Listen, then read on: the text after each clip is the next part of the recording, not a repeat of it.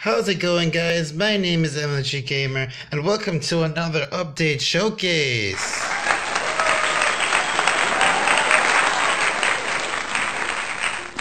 So for today's video, we're going to be covering the recent 1.17 Caves and Cliffs Part 1 update.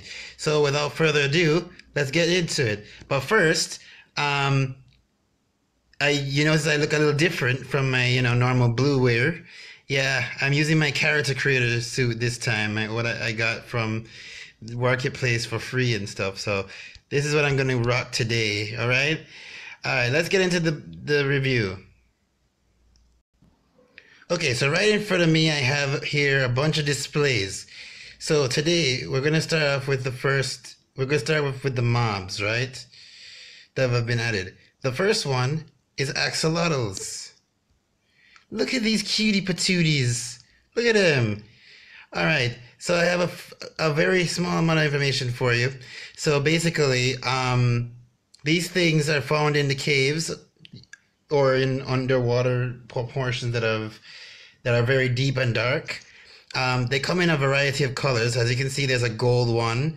There's a leucistic, which is pink. There's a cyan, and there's a wild one, which is brown. But there's an elusive, rare one that's blue. So there's a blue one that's very rare. It only occurs when you breed, but it's very, very, very rare. I think the exact number was what, 1 out of 1,200 of these things. So yeah, you ain't seeing the blue one this time. But look at these cutie patooties now. What they do, right? Two things. If I accidentally hit one of them too much, I'm gonna just hit him with a block. Oops. This is not going as planned. You see that? I hit them enough. They're playing dead and regenerating, as you can see. So that's what happens when you fight enemies. They take too much damage, they'll regenerate and play dead.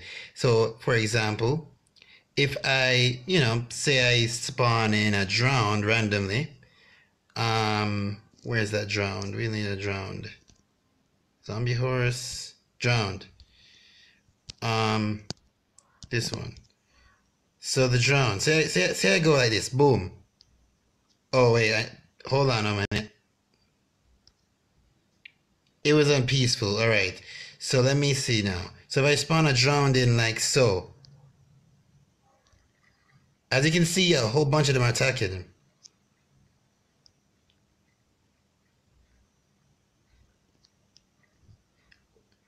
Watch them bouncing. They can't even get anywhere, and all of them are sort of doing that. So that's the drown. Now, if I do this again, but if I spawn it in and I kill it myself with the help of them, this is what's going to happen. Oops. Now you see that? Look at the side there. I just got regeneration. So that's what happens when you kill whatever they were killing initially. So they give you regeneration with an added bonus of, if it's an Elder Guardian that gave you mining fatigue, that mining fatigue is instantly removed. It's really helpful, and I love this about axolotls. Alright, so you're probably wondering, how do I get myself an army? Exactly. So what you need to do, all you do is you feed them tropical fish. So you actually have to go catch these things. But yeah, you breed them. Look at that. Baby axolotl. And it's even cuter. Look at him. Look at his cutie face. I couldn't say no to any of these. Couldn't. Anyway, so that's basically the axolotl in a nutshell. It's really awesome. And it's one of the best mobs I've seen in a long while. And the cutest probably in Minecraft. I don't know. So the next one we're going to move over to is the glow squid. These are the glow squids, ladies and gentlemen. There's baby glow squids as well. Oh, this might be a good time to turn it to nighttime.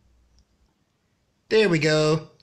Now, these are the glow squids. As you can see, it's nighttime. They're the only mobs that you can see the most clear in the nighttime. So you can see the axolotls, but they're kind of, it goes with how dark it is. These guys are still very light, like as if it's daytime.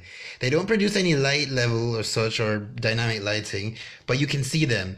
fun fact, these guys were in a vault between the Moon Bloom, the Glow Squid, and the Iceologer, which was an illager that could drop ice on top of you.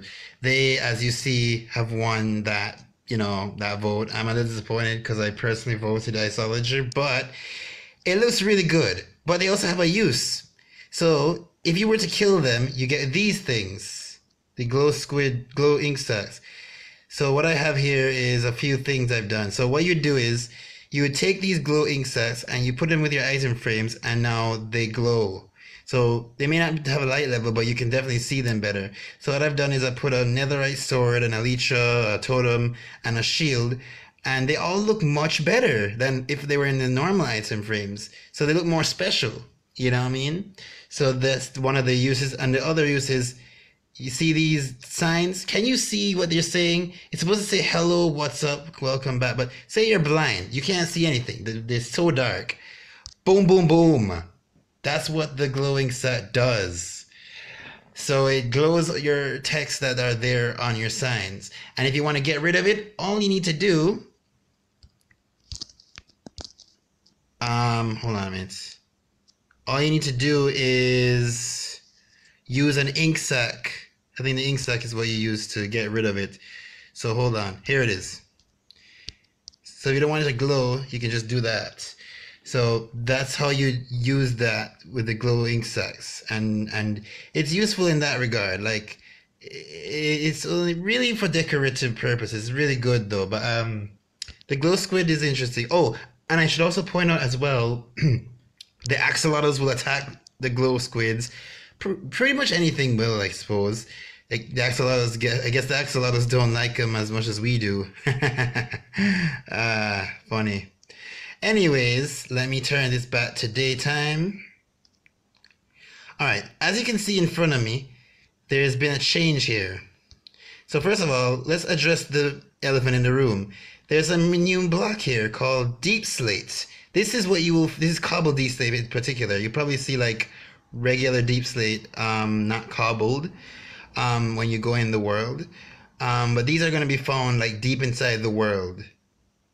These are going to be found deep inside the world after a certain height. I don't remember the exact height you need to be at, which Y equals, I guess it's like around where the diamonds would be found, Y equals 12 or so, you start seeing them.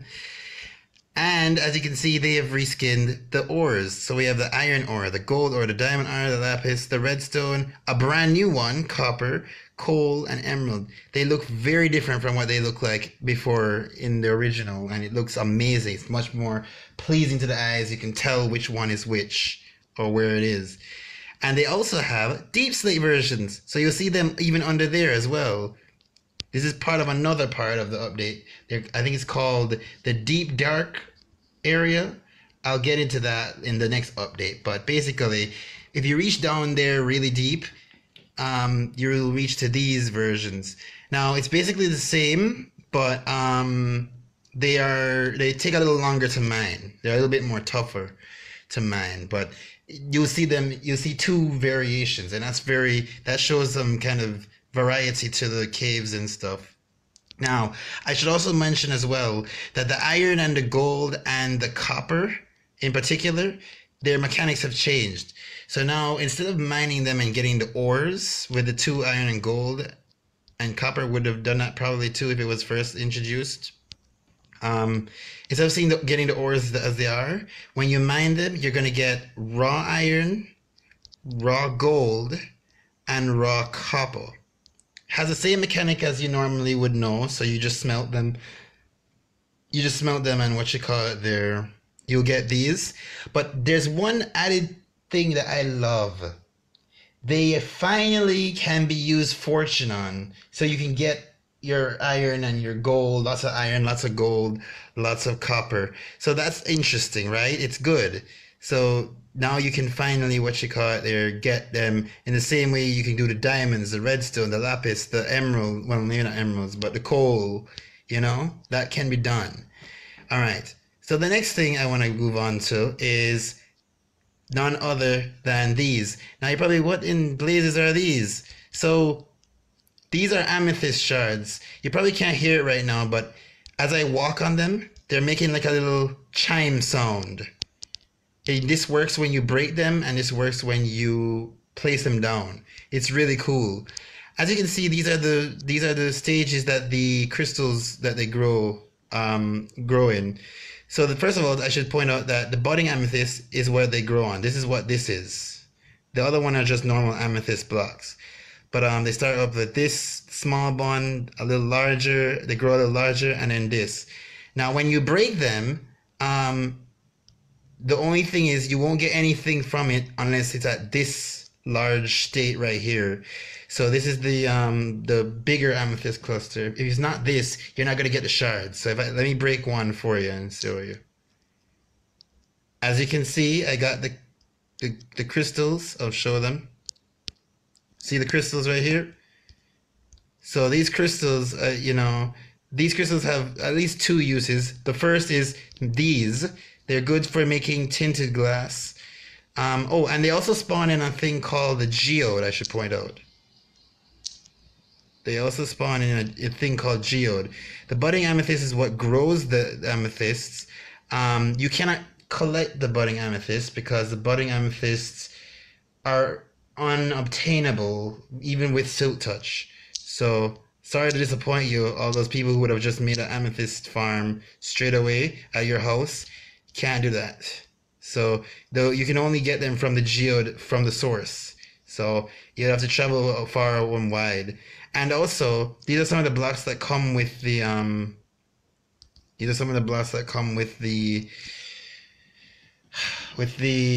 geode. So this right here, this gray one is called tough, and this white one is called calcite. I don't know if this kind of reminds me a lot of diorite and andesite respectively. Maybe you can make something good with those in your builds. But the first thing you'll notice when you're looking for a geode, you're gonna see these first. The basalts, the smooth basalt. It looks a little different from the basalt that we saw in the Nether update, but at least it's very, visible. So yeah, as I was saying about the crystals now, the crystals are used to make the tinted glass, but they also make one other thing. With the help of the copper, because with all of these you have to smelt them to. Oh, I need to point out as well, raw iron, raw gold, raw copper. Just like normal ore was, you just smelt it and you get the normal version. But another added bonus, you can compact them. So now, instead of getting stacks upon stacks of iron, you could just be like, oh, I have a lot of iron. All right, I can just stack them up. You know what I mean? Make them into blocks. And then when I'm finished, I just go home, convert them, smelt them in my furnace or blast furnace. Doesn't really matter. So it's very helpful. Anyway, the copper that you use with the amethyst after you smelted it can make one of these babies, the Spyglass. Now watch this. Hey, I can see much closer now. I can go stargazing now, finally, in the game. It's about time we have something that we can zoom in. This is good. Also as well, they added in these things, these candles. Here's what's interesting about them. So to make them, all you need is honeycombs and string. And you can dye these. Yes, you heard me right. Those can be dyed.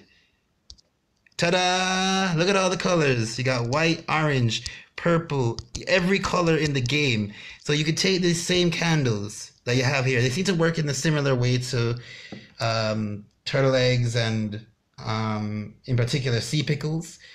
But here's the thing, when you make them, you need to light them yourself.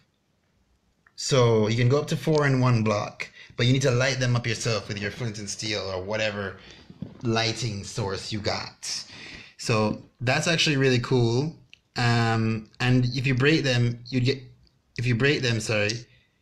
all of them back. But since this is creative, Look at the raw gold. That looks amazing. It kind of looks like golden stone and copper being like brown stone, and this one just looking amazing. Yeah. So anyway, and then speaking of copper, as I was saying, after you smelt them, you're gonna get 9 of these will make this block. You can then take these into your stone cutter and just cut them up, the usual, or you can make it with the crafting table. But there's one interesting feature about the copper. If you wait a while, they will They will oxidize. These are currently waxed versions. So that means I've placed honeycombs already on them. Right? So if I take my axe, any axe at all, boom, boom, boom, and boom. Now they're regular. So these will now oxidize normally. I'm going to show you the stages right now. The stages of them each are, you have the normal one, exposed, you have exposed, then weathered, and then oxidized. You can honeycomb them up or wax them at any point in time to stop them from waxing. It's going to be very helpful. That's all I can say. And then with copper as well, not only can you make the spyglass, but you can also make, let me see if I can find it. You can make something, this is called a lightning rod. I'm trying to find it. There it is. So let's demonstrate. Oh, I also should point out as well, so the axe can, if it was already oxidized or whatever, your axe can pull it back a stage. So that's good to know. The lightning rod, you can put this on top of it, and if lightning strikes it, the copper will deoxidize as well. So that's another good trait. So let's turn on the wet lightning.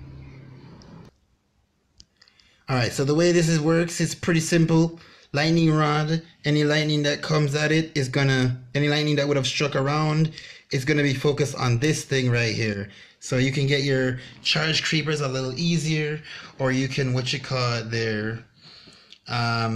you can get your skeleton horses, I don't know, like that. See, that one struck. And this works for your channeling tridents as well, just for the record. This works for your channeling tridents. So I don't know if this will help you spawn skeleton horses a little easier, but maybe. But it's, like I said, channeling tridents do help to strike lightning into the lightning rod. So yeah, that's how that works.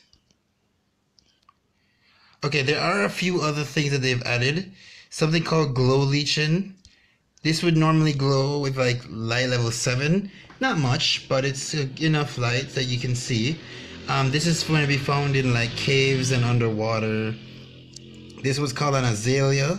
Look at that. It's like a little bush or something. Flowering Azalea. Then you have normal Azalea, which is just like it without flowers. This is going to be found in the lush caves. So I'm not going to go in too much depth with it because we need to, we'll wait on that cave to show up and I can show it to you myself. This is the Spore Blossom. Wait, can I put it on here? What can I put it on top of? Oh, moss block. Maybe the moss block? No? Am I missing something here? Maybe I need to put it on the roots. I don't know how Spore Blossoms work, but you can put it somewhere. There's also a small drip leaf. Let me see if I can. Yeah, this is a drip leaf. Now the way it works is, I guess it doesn't do it with small ones, but the big ones, guaranteed. This is kind of like a natural trapdoor. So if I stand on it, I fall right through, and then it fixes itself back up. Like that. So that's really cool. You'll also see these hanging roots. They'll be on the roofs of the lush caves, along with the rooted dirt. The moss block as well. You can use them to make the carpets. These moss carpets. They're really cool. So you can really make some kind of like, grassy natural builds if you want to do that. Also, I should point out, there's also another thing. This is in the normal worlds. I've seen it, by the way. Dripstone block. Dripstone blocks.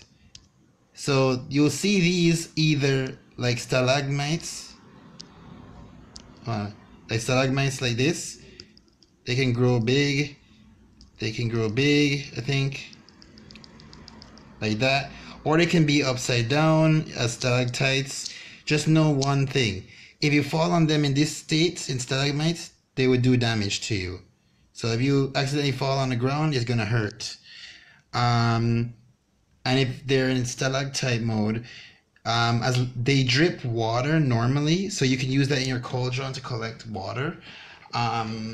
And you can also use them to collect lava. So if you can get rid of the block above the dripstone or whatever block the dripstone's on, the pointed dripstone is on, you can put lava and it will collect. You'll be able to collect lava, and the fact that cauldrons can collect lava as well is amazing. And speaking of things that cauldrons can collect, they can also collect this thing called powdered snow. Now, I have to show you this because this is gonna be awesome. So I'll just put that there, right? Now, let me go into survival. Now, watch this. Hold on. I walk into it. Bro, look at this. Look at my screen.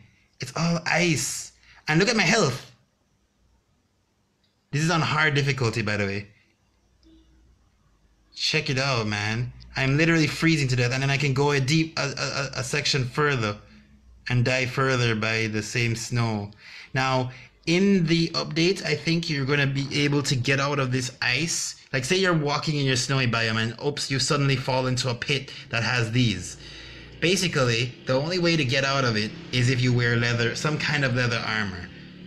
So if I had leather armor like boots or helmet or whatever, it will get me out of it. Otherwise, I freeze to death because, you know, it's so much ice, it's so cold and whatever. And when I get out of it, it returns my screen back to normal. How cool is that? And it even has a death, I think it even has a new death message that says you froze to death or something like that. It's amazing. Like, I love this. So the cauldrons can collect those, lava and water from these. I don't know if powder snow can drip from these as well, which would be really cool. But yeah, that's about it. That's about it for the update. If there's anything else I'm missing, I'll have it in the description. But anyway, guys. Yeah, I think that's about it for the update. Oh wait, I just remembered. Goats. They added goats, ladies and gentlemen. I forgot that. See, I'm wearing their leggings. Oh my god. Yeah, they added goats. I should point that out. So the goats. Oh, I'm nothing creative. Hold on a minute. Anyway, basically the goats. Let me change it to creative while I'm speaking. Basically, the goats they normally spawn in mountains, right? What they tend to do is they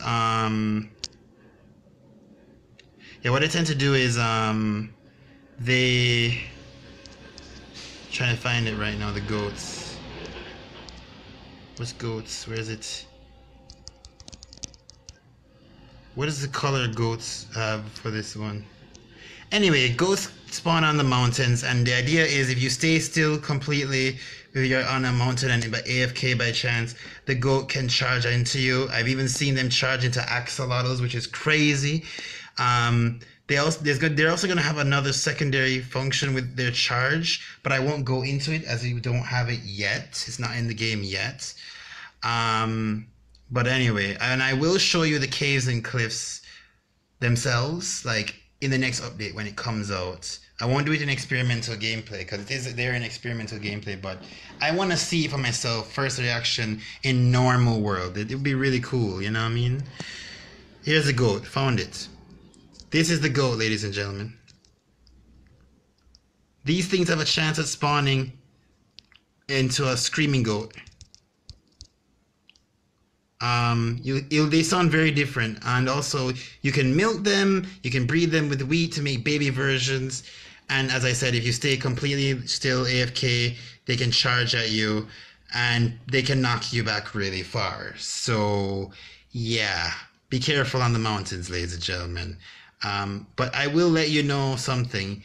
Like I said, there's something else about the goats, about their charging. I won't say what it is, what they drop or they do, but it's really cool, and I'm excited for it. I'm curious to know what they will do with it, or if it will just be just for show.